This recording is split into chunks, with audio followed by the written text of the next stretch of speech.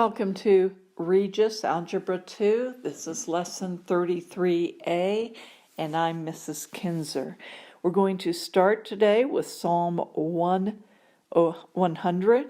It's a very short psalm, so we're going to go ahead and read the whole thing. Let's just quiet our hearts before the Lord. Receive these words from Him to us. You'll find them very encouraging, I believe. I love this psalm. It says, "Make a joyful shout to the Lord, all you lands. Serve the Lord with gladness. Come before His presence with singing. Know that the Lord, He is God. It is He who has made us, and not we ourselves. We are His people and the sheep of His pasture. Enter into His gates with thanksgiving, and into His courts with praise. Be thankful to Him, and bless His name. For the Lord is good. His mercy is everlasting, and His truth endures to all generations." Wonderful psalm. What are some of the things this psalm ministers or speaks to my heart? You think, well, what does it say to you? It says it ministers peace. It ministers rest. It ministers comfort. It ministers an invitation to come and fellowship with Him. It ministers security, confidence in Him.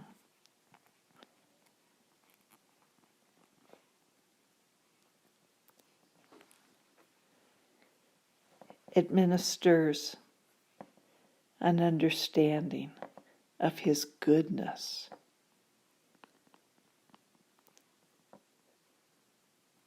His mercy, His truth. It ministers to me joy. Okay. Joy in my God makes me focus on Him and not on my circumstances. What do you need to hear from the Lord today? What truth of these verses is He speaking to your heart? Quiet yourself. Let Him speak to you.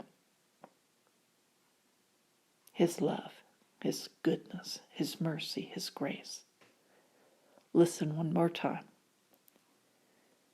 Make a joyful noise, or make a joyful shout to the Lord, all you lands. Serve the Lord with gladness. Come into His presence with singing. Know that the Lord, He is God. It is He who has made us, and not we ourselves. We are His people and the sheep of His pasture. Enter into His gates with thanksgiving, and into His courts with praise. Be thankful to Him, and bless His name. For the Lord is good. His mercy is everlasting, and His truth endures to all generations. Lord, we do bless your name. We lift up our hearts to you with gratitude. We thank you, Lord, that in you there's rest. In you there's comfort. In you there's security. That your ways are good and your heart is for us. That you invite us to come and fellowship with you today. Quiet our hearts. Let us hear the divine invitation. In Jesus' name, amen. Okay, we're going to review 10.2, 1 through 20, all. Usually students need more than one view of this to get comfortable with this idea. But logarithm is simply another form, another way to write the exponents. Okay. If we're comfortable, I think, with this, if we have 2 to the third power and the answer is 8, this is one way to write the exponential, the idea of exponents. Another form to write the same thing has the answer as the exponent. So the exponent is 3. Okay? So that would be in the answer section.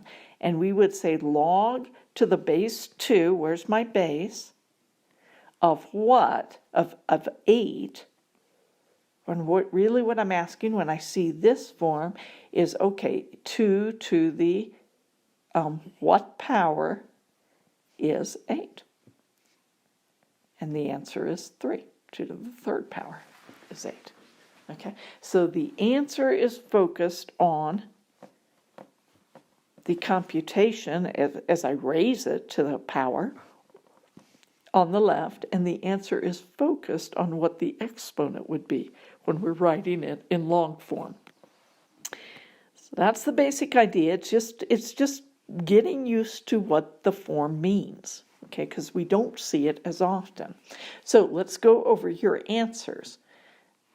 Let's see, I said 1 through 20 all. Number 1, it says 10 to the third equals 1,000. Write that in log form.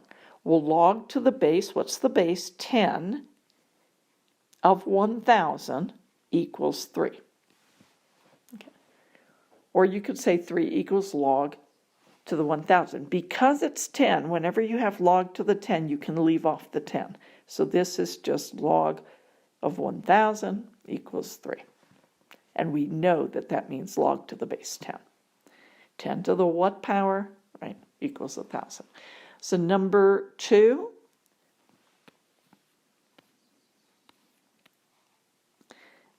they've given you the problem. 10 to the negative 2 equals 1 over 100. You want to say log. We still have base 10, so we can leave it off. What's the answer going to be, quote unquote? Log of 1 over 100. In other words, what power would I raise 10 to get 1 over 100? Okay, that's how I'm converting that, right? And, of course, the exponents on the right-hand side. Okay, let's move on. I'm going to write one more as an example. Number 3, 16, 0.5 equals 4. What's my base? 16. What's my answer? 4. What's my exponent? 0.5. 0.5, I'm sorry. 0.5.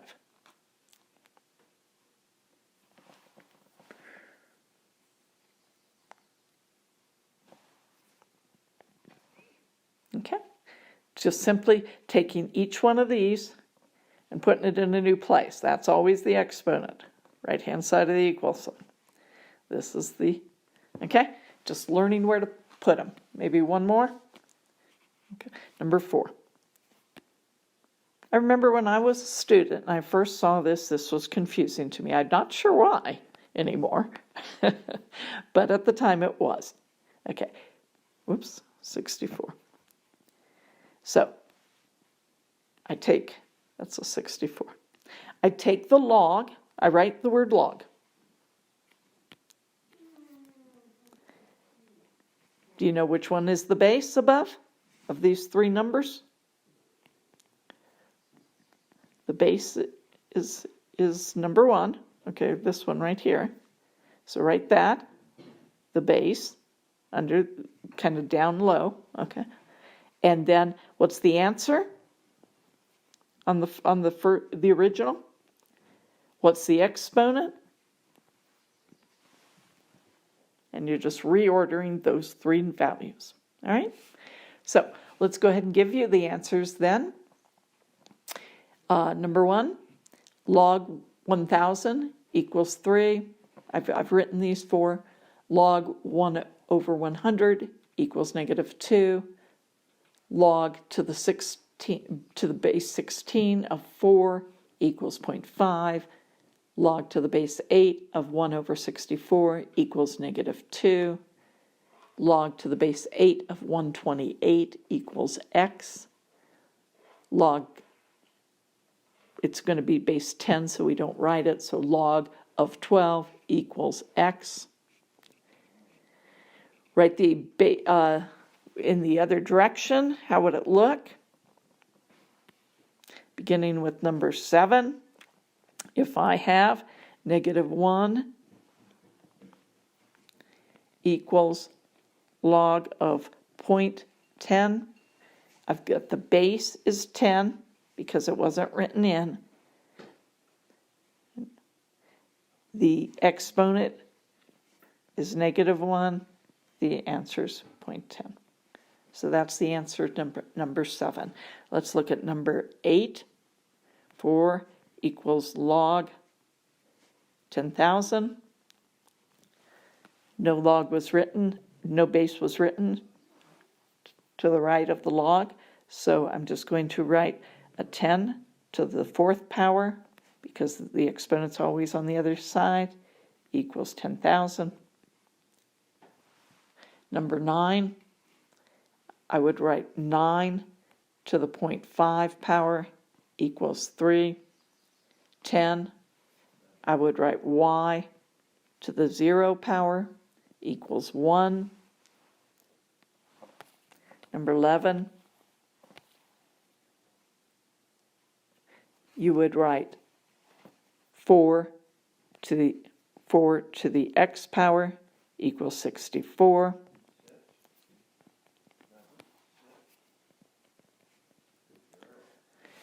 12, you would write 10, because there's no base written, to the x power equals 42. Hopefully, just through practice, you get easier. Now, how in the world do you solve these? Okay, without a calculator. Let's look at 13. It says x equals log to the base 2 of 8. Okay, so what am I asking for? I'm asking for the exponent. So I'm saying 2 to the what power equals 8? And the answer is 3. Number 14. Log to the 1/4 of x equals 2. What are you saying? 1/4 squared equals what? And your answer is 1/16. Okay. Number 15.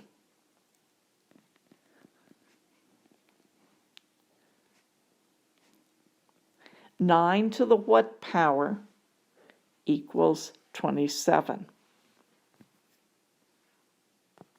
That's a little more complicated. I'm saying 9 to the what power equals 27. How am I going to think about that? We'll rewrite this as a power. Okay.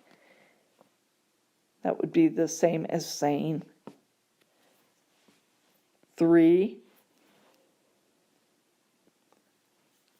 Hang on one second.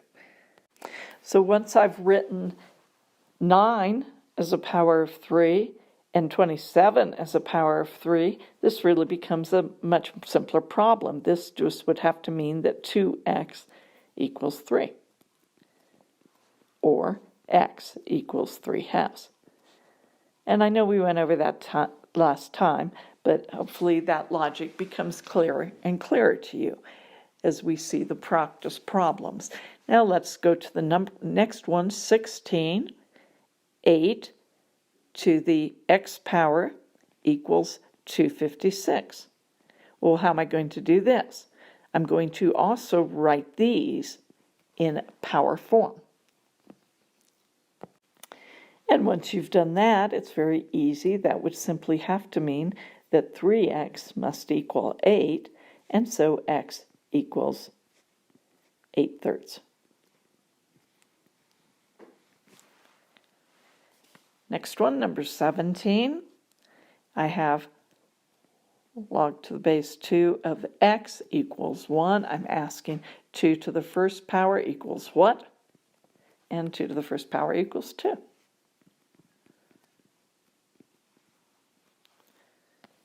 Number 18, log to the base x of 64 equals 2.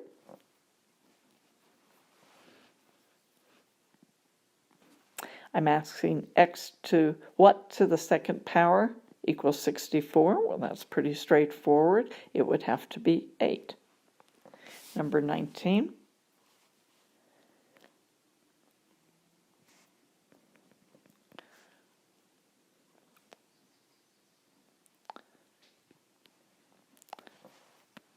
I'm saying 27 to what power equals 9. Again, write them as powers of 3.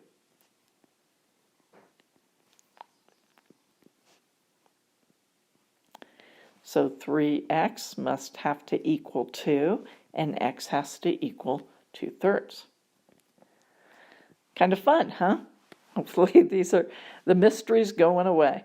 And the last problem then is log to the base 10 of x equals 0.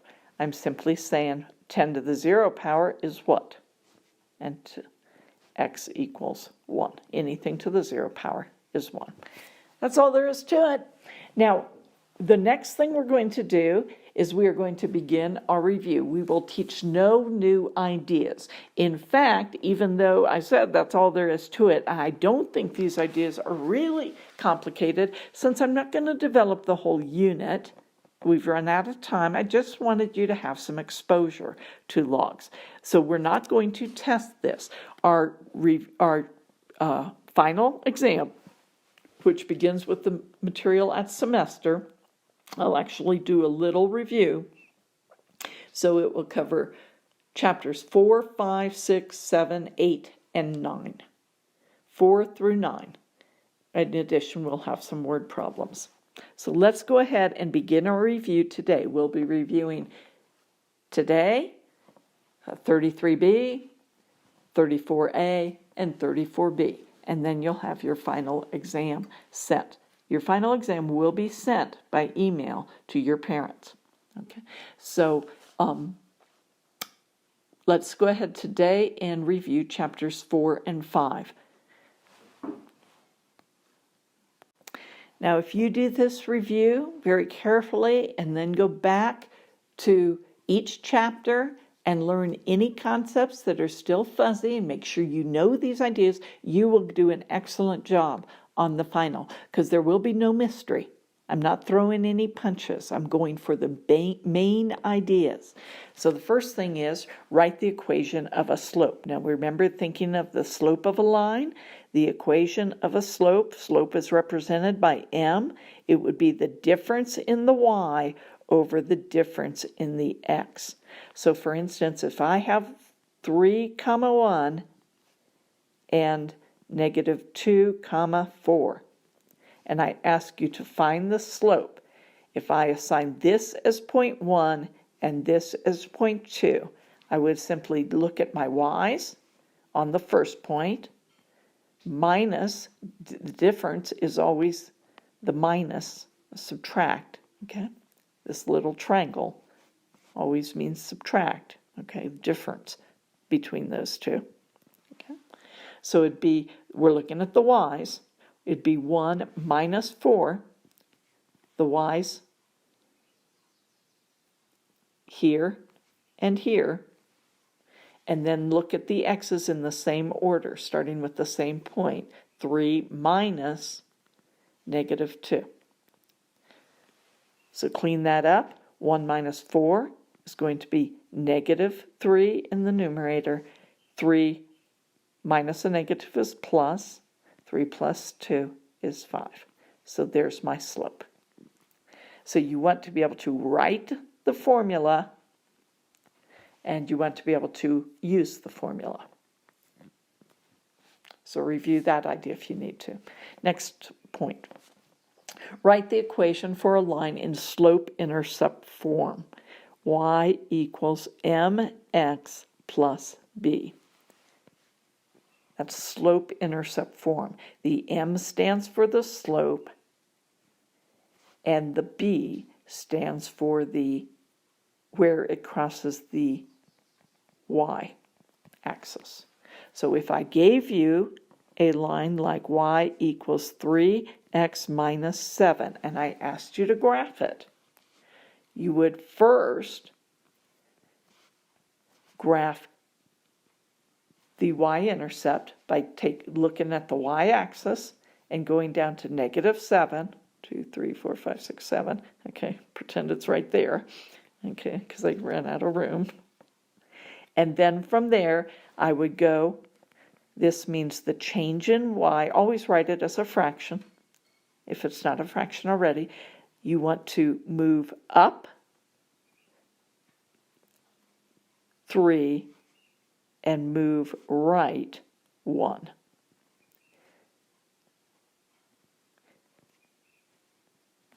If it were -3, I would move down 3 and always right. Always right. So from this point, I'd go up 1, 2, 3, 2, 3, and right 1. And that's how you graph it. Let's do another graph. If I gave you a equation of a line, and I can tell it's an equation of a line because you have both an x and a y, and they're in the first degree. That means there's not a squared or a cubed or anything.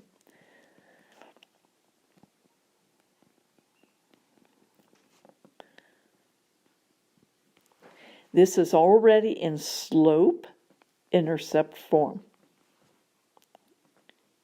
So I graph first. You graph the y-intercept, +4 on the y-axis, and you plop down a point on the y-axis. Okay, that's supposed to be right on that. Sorry, whoa. Oh boy, what did I do?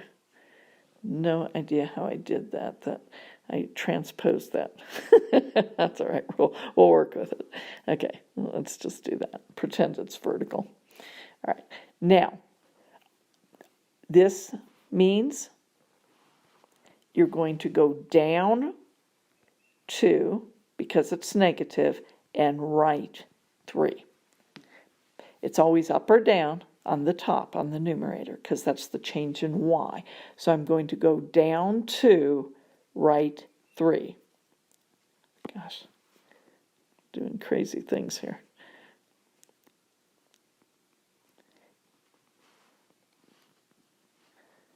All right. So sorry that I picked it up and moved it. I didn't know I could do that. But anyway, I didn't want to do it, but that's what I ended up with. All right, now, that's the second main idea. You would, oh no, you're kidding me. I didn't know the whole thing went off. Yeah. Okay, so you need to know how to write the equation, and you need to know how to use the equation to graph. Number 3, write the equation for a line in point-slope form. Well, point-slope form is where you're going to have y minus y1 equals m times x minus x1. And notice what I have here. We call this point slope form because here's my slope. Whoa, not stope. Here's my slope, and this x1 and y1 is my point. So what would that look like? So this is the formula. If I say write the equation, that's what you want to write. And I will ask you to write these equations. So I'm telling you what's on the exam. You just need to learn these things. Then how would I graph it? Well, I would say graph a point, graph a line. Okay, if I give you a problem like this, there's two things I could ask. I could say, I want to graph it. All I would do would be to graph the point. Now it's not on the y-axis, but wherever it is, -2, 1. So graph the point and then move what? Down because it's negative, down the numerator, down 1, always right. Okay, so from that point, I start at that point, I'm going to go down 1, right 1, 2, 3, and that's my second thing. So that's how to graph it. Pretty easy. If I asked you to write the equation of the line, let's see what, I'm going to do it right up here because I never wrote down what I were asking. Okay, I would use the point slope form. So I'd say y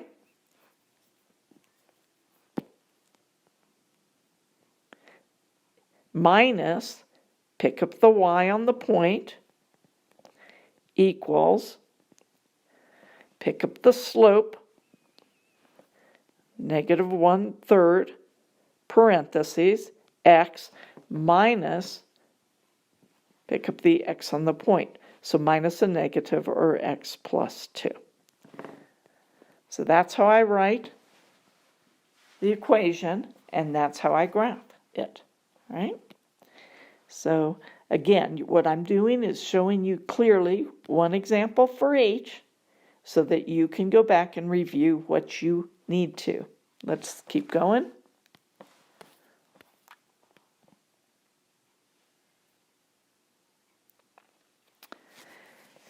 Says, what do we know about the slope of parallel lines? If that line and that line are parallel, the slope is equal. The slope of parallel lines, the slopes of parallel lines are equal. Okay. What do we know about perpendicular lines?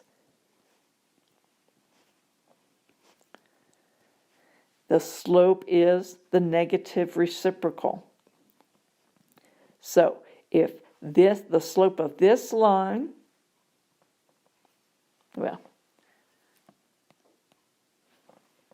so if the slope of one line is -3/2, the slope of the perpendicular line is going to be positive 2/3. The slope of the parallel line is going to be the same as the original. Okay. So, what if I were to ask you to find the distance between 2 points?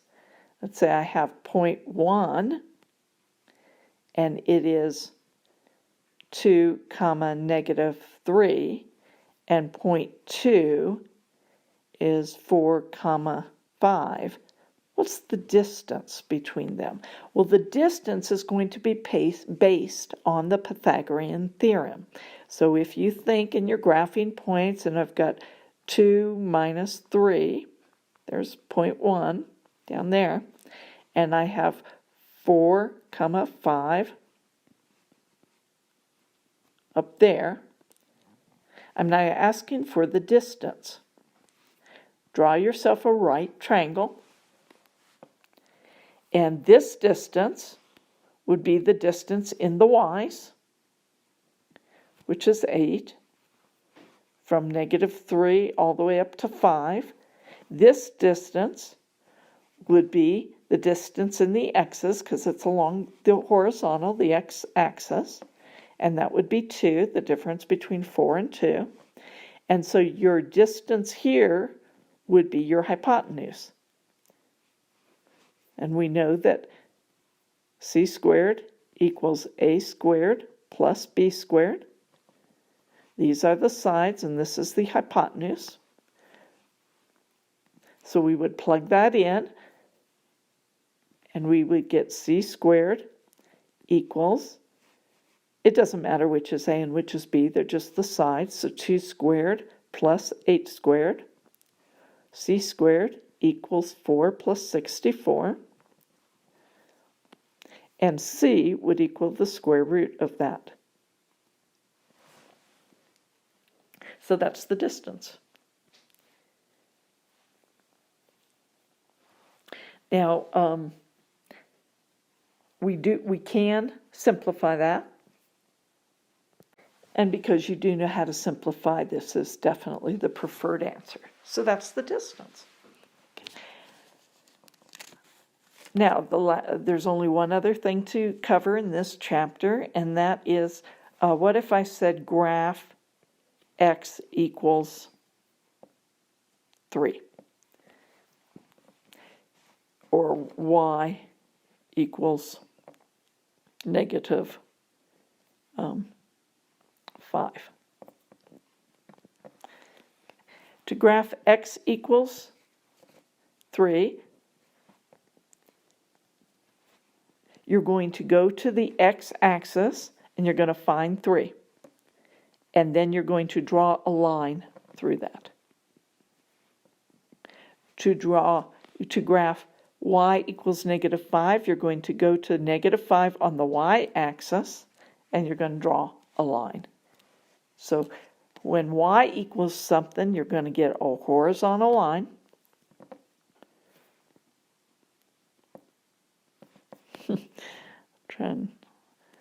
Okay, a horizontal line. And when x equals something, you're going to get a vertical line. So remember that and study that. Okay, let's review chapter 5.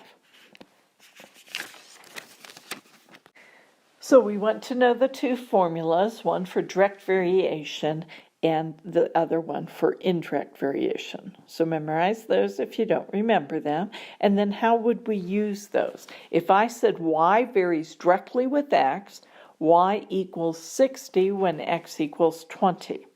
Well, then I would take the direct variation formula, plug in for y, plug in for x, solve for k by dividing. 60 divided by 20 is 3. And then the second part of the question says, what is y when x equals 16? So take the equation again, and rather than plugging in for x and y, you want to, it says what is y when x equals 16, so I want to plug in for x and plug in for k, and y equals 3 times 16, or 48. And that's all you do. If I had an indirect variation, I would take the next equation. Y varies inversely, okay, or did I say indirect? Really wanted to say inverse, okay. Or we could call it direct and indirect, okay.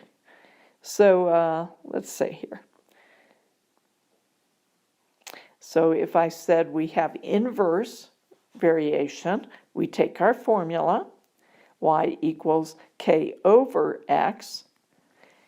It says y equals 165 when x equals 32.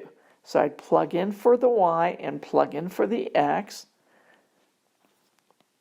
165 equals k over 32. I'd multiply them. I'd solve for k. And then I would get a big number, right? I'd use my calculator. What is y when x equals 48? I'd use the same equation again, but this time you would plug in for 48 and you'd plug in for k, whatever that big, huge answer is. Okay. And then you would divide, and you would get your answer. Right? So that's how you're going to use that direct variation and indirect variation. Now, another idea that's covered in Chapter 5 is this idea of function. If I say f of x equals 2/3 x minus 5, and I say solve for f of 5. Well, let's not do for 5. Solve for x of 9. What would I do? I'd plug in a 9 here. I'd simplify things. 3 times 2 is 6 minus 5 is 1. Okay. So all you do, if I said f of 6, or negative 6, let's say, you'd write it out. You're plugging in negative 6 when you see x. You're simplifying. This would be a cancel. You get negative 4 minus 5, or negative 9. Okay. So that's called functions, solving for functions, and it's just another way to write. We usually write with x and y, but that's just a different way. Now, another idea here in this is ratios. Ratio is just a fraction.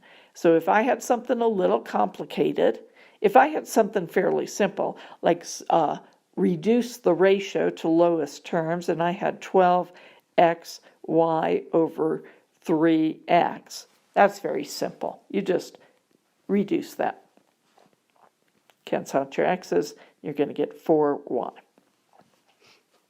But if I had something more complicated and messy, I wanted to review this. What if I had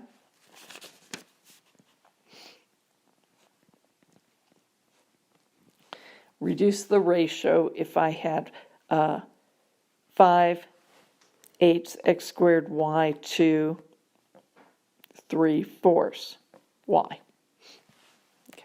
So what you're thinking, you're making it a ratio. You're going 5/8 x squared y is my numerator, 3/4 at y is my denominator, and some of you are just going to panic and say, I don't want to do that, I don't remember how to do that. Look at your denominators. What's your common denominator?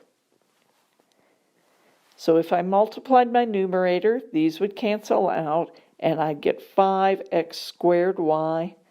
In my denominator, that would go into that 2 times. 2 times 3 is 6y. And now this is very simple. Cancel your y's, and you get 5x squared over 6. Okay? So don't panic. You'll have a problem like that. Please don't panic. Just identify your common denominator and cancel out that fraction. Almost finished here. Couple of more ideas. If you have a proportion, let's say you have 2x minus 3, I'm having trouble writing here, over 7 equals x over 4. To solve that, you would just cross multiply.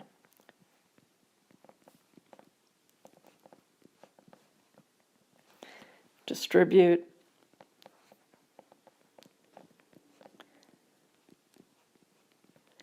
Move the x's to the left by subtracting.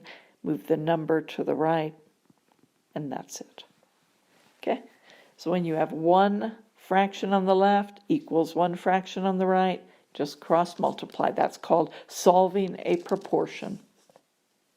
You have a few of those to practice to do, and that's the end for chapters 4 and 5. So your job this week, there's no other homework except to review chapters 4 and 5. You might even want to watch these notes a second time so that you make sure. I'm telling you guys, you can all do very well on this exam if you will take the time to review, because I'm telling you everything that's on it. Obviously, numbers are changed, but everything else, all the ideas that you will need to know, I will cover. No problem will be more complex than something I show you here. Okay, chapters 4 and 5. Okay, have a wonderful day.